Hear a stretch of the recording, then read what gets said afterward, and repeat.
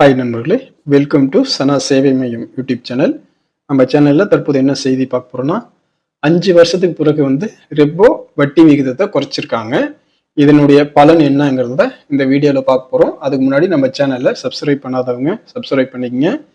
5 வருடங்களுக்கு பிறகு ரெப்போ வட்டி விகிதத்தை ரிசர்வ் வங்கி தற்போது குறைச்சிருக்காங்க. இதன் மூலமா ரெப்போ விகிதத்துடன் இணைக்கப்பட்ட அனைத்து வெளிப்புற அளவுகோல் கடன் விகிதங்களும் குறைய வாய்ப்புள்ளதா சொல்றாங்க.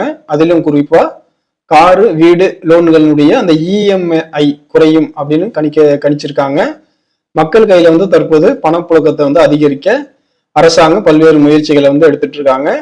சமீபத்தில் தாக்கல் செய்யப்பட்ட பட்ஜெட்லயும் வருமான வரி உச்சவரம்பு தற்போது மாற்றி அமைச்சிருக்காங்க. இது தொடர்பாக ஏற்கனவே நம்ம சேனல்ல வீடியோ போட்டிருக்கோம். இந்த அறிவிப்பு ஒரு பரவலா மக்கள்கிட்ட ஒரு வரவேற்பு கொடுத்துருக்கிறதால தற்போது ரெப்போ வட்டி விகிதத்தையும் குறைச்சி அறிவிச்சிருக்காங்க. ரெப்போ வட்டி என்றால் என்ன அப்படின்னா, நாம் வங்கிகள்ல கடன் வாங்குவதை போல வங்கிகள் ரிசர்வ் வங்கியிட கடன் வாங்கியிருக்கோம். இந்த கடனுக்கு வட்டி செலுத்தணும். இதை தான் ரெப்போ வட்டி விகிதம், ரெப்போ ரேட் அப்படின்னு சொல்லிட்டு அழைக்கிறாங்க. இந்த வட்டி அதிகமா இருந்தா வங்கிகள் கடன் வாங்குவதை குறைச்சிக்கும். அதே நேரத்துல வங்கியிடமிருந்து கார் லோன் வீடு லோன் வாங்கியிருந்தா அதற்கான இஎம்ஐ அதிகரிக்கும். இது பொதுவா மக்களை மக்கள் தலையில் தான் இது இந்த இஎம்ஐ ரீதியா வட்டி விடும். ஆனா ரிசர்வ் வங்கி ரெப்போ வட்டி விகிதத்தை குறைச்சிட்டாங்கன்னா வங்கிகள் கடன் வாங்குவது அதிகரிக்கும். எனவே பொதுமக்களுடைய அந்த லோன்களுக்கான இஎம்ஐயை குறைய வாய்ப்பு இருப்பதா சொல்றாங்க.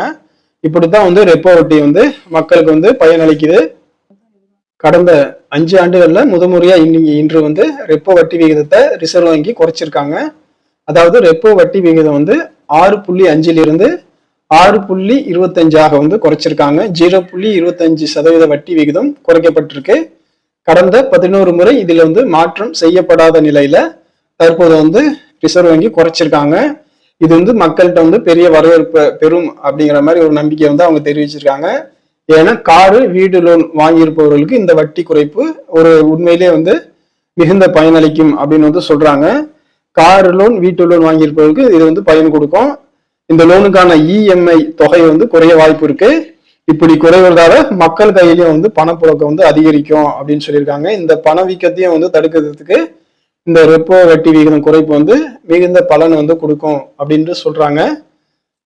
மக்களுக்கு இது மகிழ்ச்சி அளிக்கக்கூடிய செய்தியா தற்போது இருக்கிறது. நன்றி.